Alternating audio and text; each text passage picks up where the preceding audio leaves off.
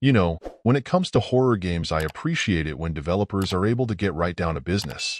While Fear the Spotlight has just a little exploration right at the start to get you up to speed and comfortable with what few base mechanics it has, mostly how to crouch and try to avoid being detected by a security camera, it then wastes little time setting the stage for things to go wrong. Namely, two teenage girls sneaking into a school library that had been restored after a fire that killed multiple students and think it would be a great idea to do a seance with a Ouija board. Not surprisingly, given the genre, things pretty quickly go wrong. What follows is pretty well a roller coaster of tension and release, puzzle solving and exploration, and a fair amount of catching glimpses of sinister figures keeping an eye on you. Where puzzles are concerned, my expectation in this space has been dragged down by too many poorly implemented control schemes and poorly conceived designs. Thankfully, Fear the Spotlight has managed to not only turn around my expectations, but pretty well set a standard for others to aspire to. You'll generally need to search around for what you need, but for the most part, even if perhaps a bit elaborate, they all make contextual sense within their settings and are approachable.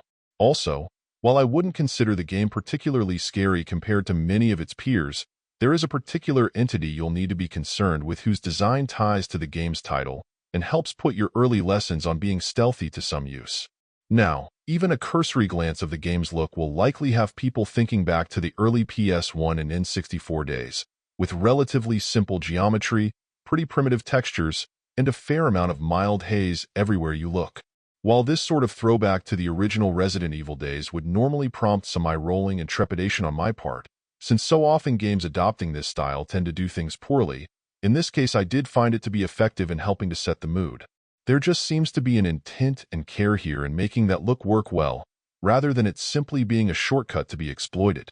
While maybe it lacks in shock value and intense scares, Fear the Spotlight does manage to slowly get under your skin, providing some great tension, but then delivering enough well-executed gameplay to make it work as more than a seasonal cash-in. Overall, my final score for the game ended up being at 8.6. And if you're interested in picking it up, it's currently available on the Switch eShop for $19.99. Thank you for taking the time to listen to this review. And if you'd like more information or ideas of indie games worth checking out on Switch, be sure to click on the link provided in the description. Until next time.